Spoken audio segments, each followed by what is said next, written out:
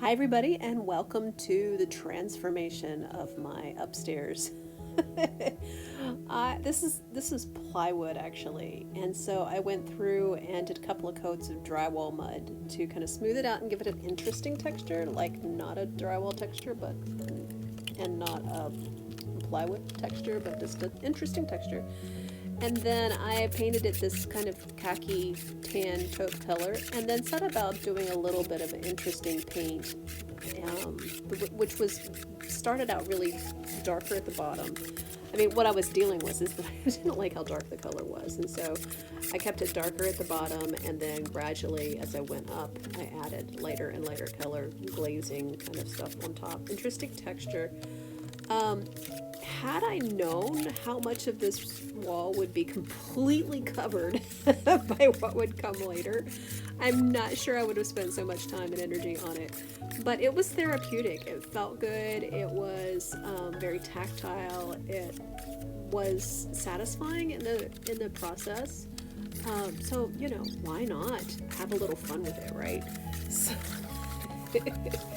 So it took a while. I think that first wall took, I don't know, a week, maybe even more, just because it was layer after layer after layer. And I did it a little bit at a time, just like any priority, you take it a little bit at a time. But it did eventually get done, and then I was able to start moving some furniture into the space. Now, I will note that this is before we ripped up the carpet, so I did have to come back and take all that furniture out, take the carpet up, paint the baseboard, and move the things back. But that's fine. This is all so much about the process. If you like it for a while, then that's great. If you want to change it later, that's fine too. And it wasn't just moving furniture into place. I really did go through items and sort things, donate things, keep the best of it, and get rid of a lot of stuff. Rid of so much stuff. Yep. And then moving some things around.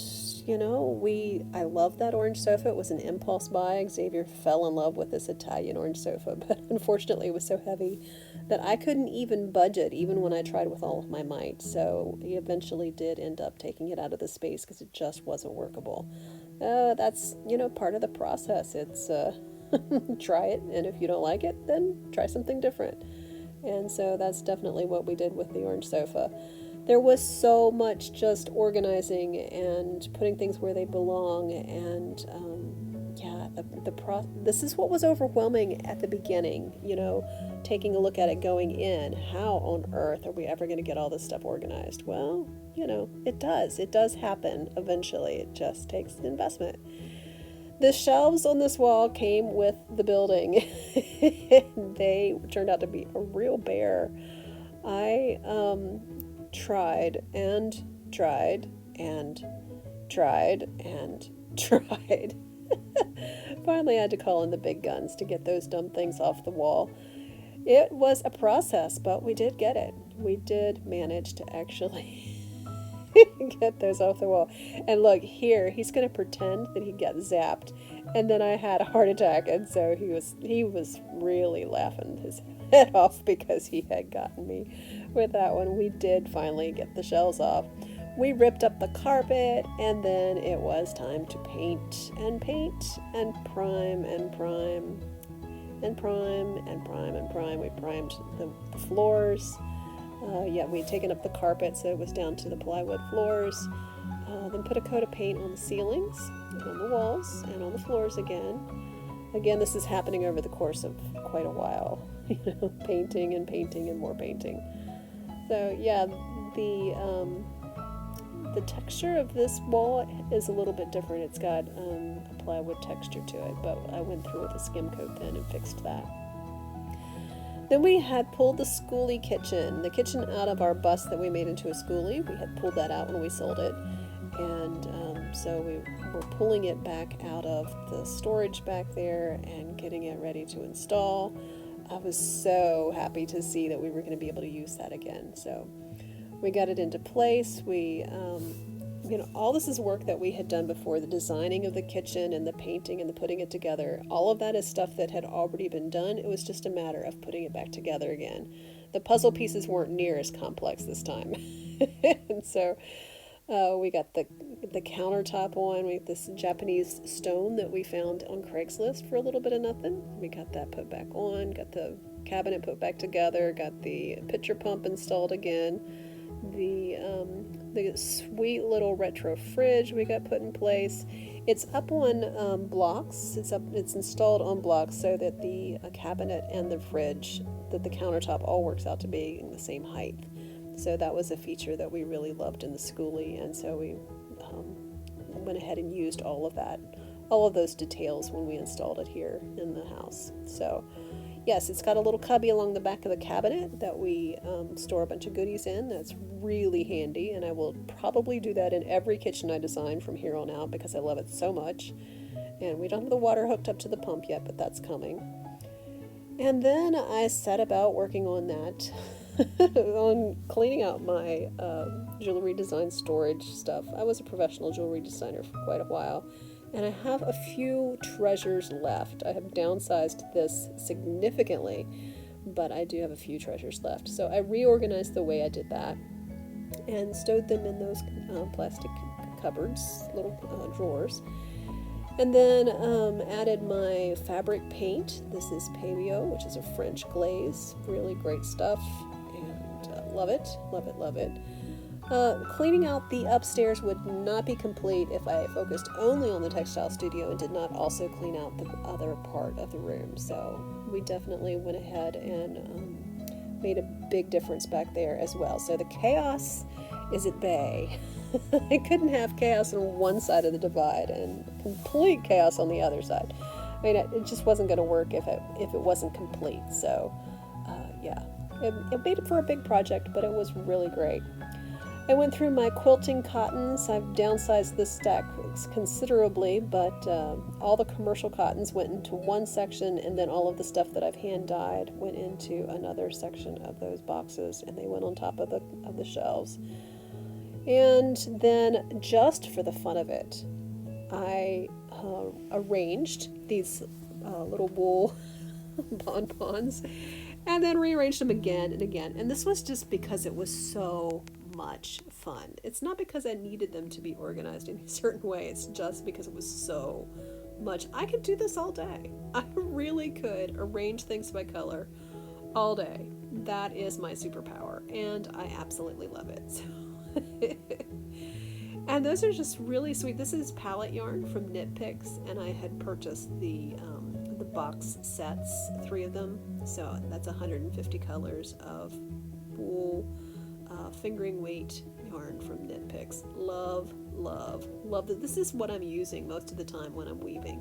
Is this and a number of other kinds of yarn that are just my real mainstays. And so this is a color tool for me. Really helpful. We installed some tiles, some 3D tiles. If you have seen these in my office, these are the leftover tiles, and they worked out really well above the sink, above the kitchen counter. And so I primed them with a foam brush. Don't ever try to do this with a foam brush. It does not work. And then after I finally got that done, went ahead and primed the doors, the double doors. Don't worry, it's not a spider, it's a stink bug up there. I did finally get him out of there. And yeah, painting, and then I went back and caulked the 3D tiles, and it's just part of the process. They turn out really beautifully, but it does require some work on the installation. I've got a video on my channel about how to install those things, and so a little bit of a caulking there, and then I went back and caulked the gaps in the doors. And then Xavier hung pegboard for me, and again, there's a video on my channel about how to do that. And I primed it before he hung it, and then went ahead and gave it a top coat after he had hung it for me. And yeah, again, none of this is difficult. It just takes time, and that's fine. And then another coat of paint on that set of double doors. I will probably replace those with glass doors eventually, but you know, I need to find them somewhere on sale for $20, you know. So it just takes time. No worries. It's a beautiful spot.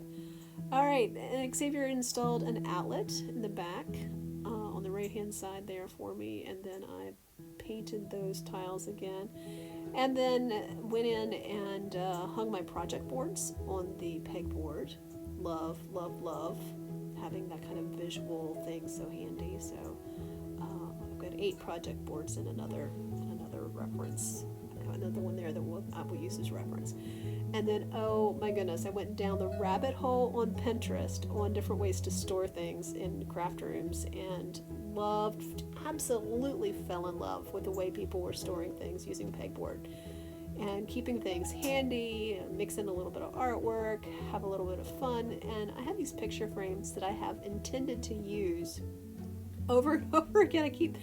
I keep finding other things that I wanted on the wall more than them, so they have been relegated to a box. And I thought, you know what, this is my opportunity to get them out and to use them. And it turned out to be a really, really great way to use them.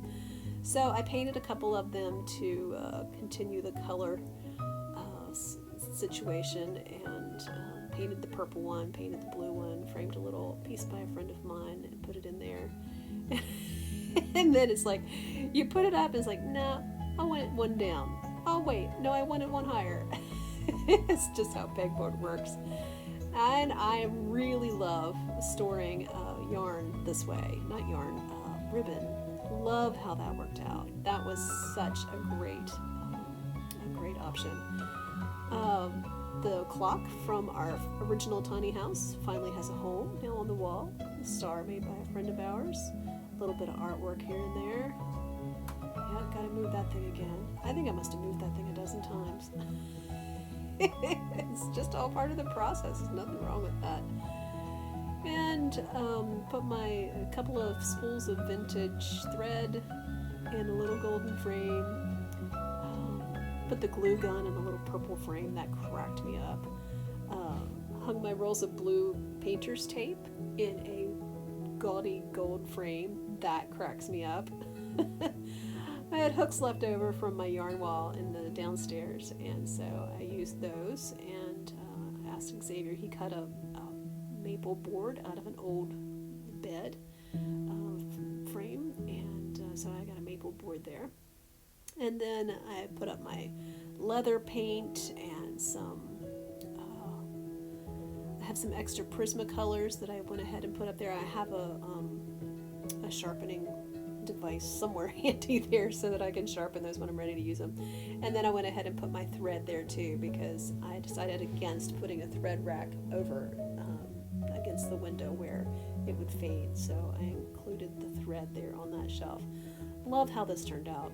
Absolutely love how this turned out. A couple more hooks for things like rulers and such, and then that was done. We bought garden decorative things at a big box store. We got both of them for less than $20, and Xavier put them together in kind of a new format. He welded them together for me and then installed them in the ceiling, which is fantastic. And then I attached these lights to them. We had found these lights at the Restore a number of years ago. We thought they were incomplete and that we were going to have to purchase parts to make them work, but it turned out the parts were in the containers that we bought them in, and it was so exciting. And I have used them in my podcast studio in the past, but now it's time for them to be here, and love them. I researched in order to buy another pigtail this week, and it turns out they're like $230 each. And so that's about $1,200 worth of lighting right there. Not to mention the pigtails that we bought to go with them. But and literally we've got less than $100 in that, and that's amazing. It is such a great. It'll be great for lighting the table underneath, and also I'll be able to hang my cameras from that grid. So I think this is probably the best thing ever. We really love how that turned out. So would you like to see how the room turned out? Yeah, okay, so here it is.